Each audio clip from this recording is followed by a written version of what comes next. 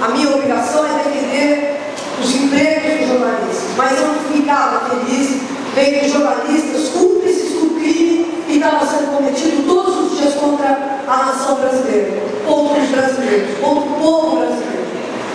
E o fato é o seguinte: nas relações, hoje em dia, os caras fazem a seleção olhando no Facebook dos candidatos. Não adianta você pegar e falar assim: eu chego lá, eu sou uma super jornalista, eu sou uma editora, olha, sensacional. Ninguém domina, nem na Academia Brasileira de Direito, domina a língua portuguesa como eu. Mas o cara olha no meu Facebook, já vai ver um menino com um boneco do seu. Aí eu não vou entrar, porque eles olham no Facebook. Hoje, a seleção das redações é olhando no Facebook. Então, o que acontece? Hoje, as redações, elas são um espelho, mais do que nunca, do patronato. O cara é cooptado, e se ele não for cooptado, ele não tem lugar lá. Então, eu acho que hoje, só porque me resta pouquíssimo tempo, só queria falar, hoje a gente tem no Brasil uma experiência. O Brasil é hoje um laboratório gigantesco e sensacional de mídias livres. E eu costumo dizer, e aliás só percebi isso agora recentemente, que é o seguinte: a gente critica muito, eu critico muito, a FENAGE critica muito o fato de os governos do PT não terem enfrentado, como deviam ter enfrentado, o monopólio da mídia. Esse monopólio, esse oligopólio da mídia controlada por 6 famílias do Brasil. E não enfrentou de várias maneiras. Não enfrentou porque salvou a Globo de uma falência incrível, uma dívida bilionária que tinha com os bancos, com o BNDES, salvou a mídia, enchendo a mídia golpista de anúncios de uma maneira maior até do que a participação, do que a participação deles no mercado. Salvou a mídia de várias formas e pouco ou quase nada investiu na mídia livre. Por isso, não estou falando da mídia petista, nem da mídia governista. Estou falando o seguinte: os governos do PT, para dar um exemplo, os governos do PT, por exemplo, foram os governos que mais caçaram as rádios livres no Brasil. Isso é uma tragédia. A gente tinha rádios livres, rádios comunitárias espalhadas pelo Brasil todo. E paradoxalmente, e para alegrar a Rede Globo, e para alegrar os donos das rádios e das televisões, os governos do PT colocaram a Polícia Federal para fechar as rádios independentes, para fechar as rádios livres. Então, não estou falando de imprensa chapa branca, estou falando de imprensa livre. Então, isso que eu estou dizendo para que a gente tenha a dimensão do desafio que nós temos.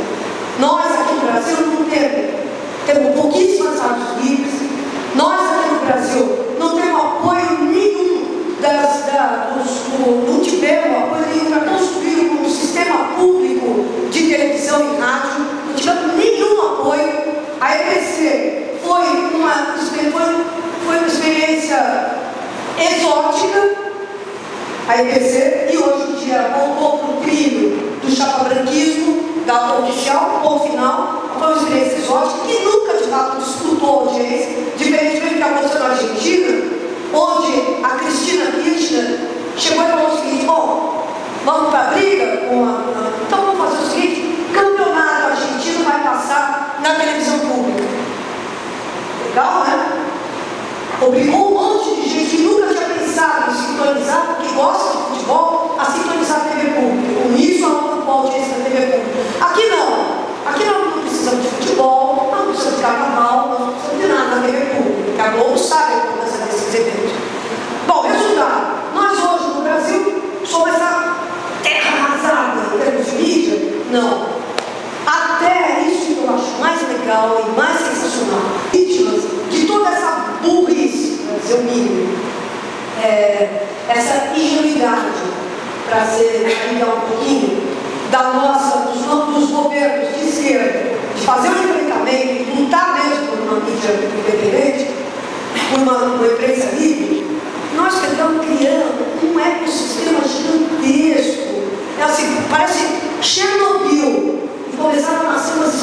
exóticas. Aconteceu uma tragédia, começaram a nascer os bichos loucos. Quem são esses bichos loucos? A mídia livre no Brasil que está ancorada na internet. A mídia livre no Brasil que está ancorada na internet, que envolve milhares e milhares de coletivos. Não é um coletivo, isso que eu acho mais legal. Não é um coletivo, são milhares de coletivos, espalhados no Brasil todo, ancorados aonde der. Você fala assim, bom, mas vocês estão fazendo o jogo do Mark Zuckerberg. Mark Zuckerberg, para quem não sabe, é o dono do Facebook. Vocês estão lá no Mark Zuckerberg. Não, a gente não está no Mark Zuckerberg. Nós estamos onde a gente consegue expor a nossa. Então, o Mark Zuckerberg, todo mundo gosta de falar do algoritmo do Mark Zuckerberg, a gente também. Nós não só estamos, nós estudando seriamente os algoritmos do Mark Zuckerberg. O que ele faz? Quando ele quer capitalizar a rede dele, ele diminui o alcance de quem tem grande alcance. Então, se você está acostumado a alcançar 14 milhões de pessoas, no dia seguinte, o Mark Zuckerberg pega e aperta, os engenheiros dele apertam os parafusos, e você começa a atingir, sem nada mudar na planilha editorial, você vai atingir 2 milhões. Por quê? Porque ele quer que você impulsione a sua publicação. O jogo dele é o seguinte: você está acostumado com 14 milhões? Gostou, né? Agora você vai ter que pagar. Então ele começa a cobrar R$6, R$8, R$20, e o negócio aumentando, R$500, e vira aquela droga. É o mesmo princípio da droga. Eu digo para vocês o seguinte: o que a gente faz quando isso aí acontece? 14 para 2. Nós ligamos, nós vamos para o e-mail, vamos para o Instagram, nós vamos para o WhatsApp, nós vamos para o Twitter, a gente vai para o YouTube, nós estudamos as guerras concorrenciais entre eles. Então, por exemplo, quando o Facebook queria matar o YouTube, o que eles fizeram? Começaram a impulsionar, eles mesmos espalharam loucamente os vídeos ao vivo que você fazia. Então, se chegava a fazer um vídeo ao vivo, você falava assim: nossa, como nós estamos bem hoje, porque a gente chegava a milhões de pessoas, milhões. Por quê? Hoje a gente vai matar o YouTube. Aí o YouTube agora começou a reagir. O YouTube chegou e falou assim: não, nós vamos para a guerra. E o YouTube hoje está fazendo campanhas para formar os seus youtubers. Nós estamos assistindo aula no YouTube. Nós estamos assistindo aula com eles, como fazer o YouTube certo, como virar youtuber. Nós estamos fazendo hangouts com eles. Ou seja, tem uma guerra entre eles, vamos ver por onde que a gente se vira para entrar e chegar em mais gente. O que eu estou falando é o seguinte: a mídia livre no Brasil é um case internacional. É um case internacional, todo mundo está acompanhando. Outro dia encontrei os caras que fizeram a campanha no Mélenchon na França. Os caras que fizeram a campanha do Bernie Sanders nos Estados Unidos. Todo mundo atônito com o que acontece no Brasil, porque a gente atinge milhões de pessoas. E os caras, eles falam de quando a mídia brasileira é concentrada. Eles falam: como é que é possível com essa mídia hiper concentrada que o Temer tem hoje um índice de popularidade que, se a gente for tirar a margem de erro, é 0, né? 5% é a margem de erro, gente. O índice de popularidade desse cara é ali a margem de erro. E toda a mídia tradicional apoiou esse cara. Como é possível? Eu digo para vocês: é possível graças, entre outras coisas, ao movimento sindical, ao movimento de luta, ao movimento social, mas graças também à luta guerrilha da mídia social que está acontecendo hoje no Brasil. E não está acontecendo por causa dos jornalistas livres. Os jornalistas livres são uma parte disso.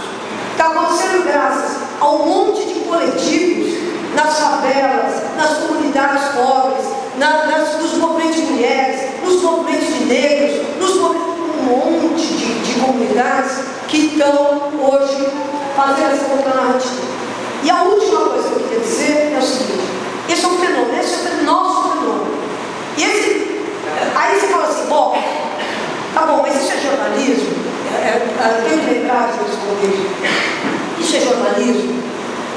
Eu digo para vocês o seguinte: nós estamos hoje uma grande conversa. Os idiotas estão na rede social. Eles estão, vamos ser sérios, eles estão. Tem muito idiota de ultradireita falando bobagem. Tem muito racista também. Tem muito homofóbico. Tem tudo isso nas redes sociais. Agora, o jornalismo e os jornalistas fazem uma grande diferença, porque eles dão uma aura de credibilidade para a coisa. Os jornalistas livres, olha, eu vou dizer para vocês, quando a gente criou o Jornalistas Livres, há 2 anos, o nome Jornalistas Livres foi escolhido assim. E, gente, tem que fazer que nome nós vamos dar? Foi o primeiro nome que veio, não é que teve um grupo, vocal, nada disso. Foi o primeiro. Que nome legal, ainda veio alguém e falou assim: que tal jornalismo livre? Não, Moli não uma emenda feia. Vamos jornalistas livres mesmo. E foi assim que surgiu. Só que o fato de você ter esse nome, jornalistas livres, isso é uma coisa incrível. Como a nossa profissão, apesar de tudo, as pessoas ainda acham que ali é uma trincheira da verdade. Então nós tivemos um crescimento. Hoje os jornalistas livres vão bater agora no próximo mês a marca de 1 milhão de curtidas no Facebook. Não porque a gente ama o Zuckerberg, nem porque a gente tenha dado 1 centavo para o Zuckerberg, porque nós sempre fomos contra impulsionar. Nós não temos nunca 1 centavo para o Zuckerberg. Mas 1 milhão de curtidas no Facebook é uma enormidade, é uma loucura. Nem nós explicamos, mas sabe o que é? É porque nós ali, a gente se vangloria de fazer jornalismo. Isso a gente fala o tempo inteiro.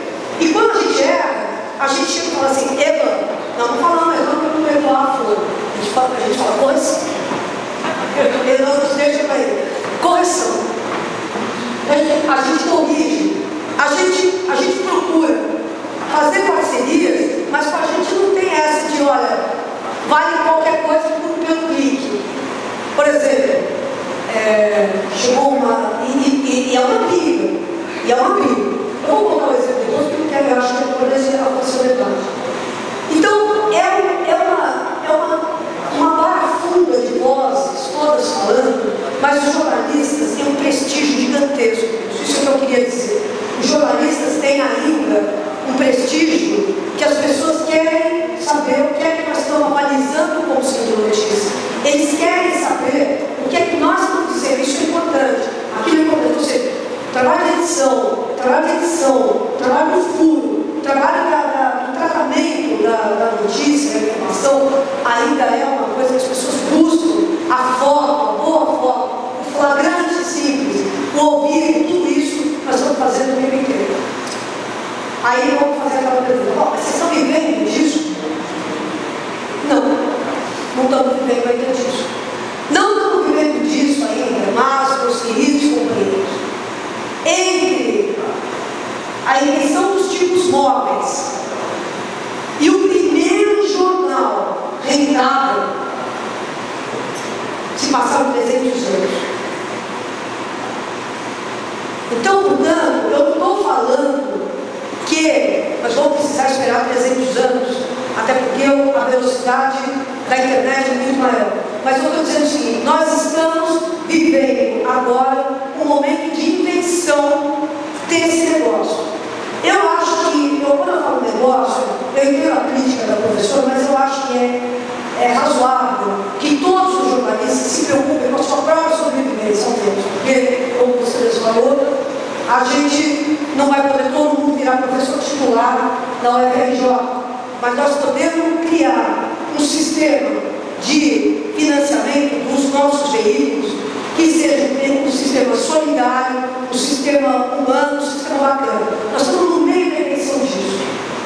E só para não dizer que nós estamos querendo inventar a pólvora, eu só queria lembrar que os jornais populares que existiram no Brasil até bem pouco tempo, eles viviam única e exclusivamente da venda banca.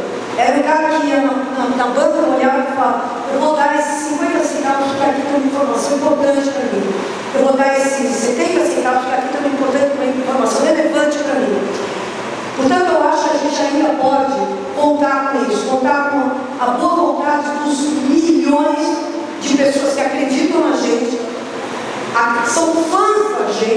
Porque é engraçado que a gente tem fãs, são fãs da gente e que querem ajudar a financiar esse modelo, essa nova mídia.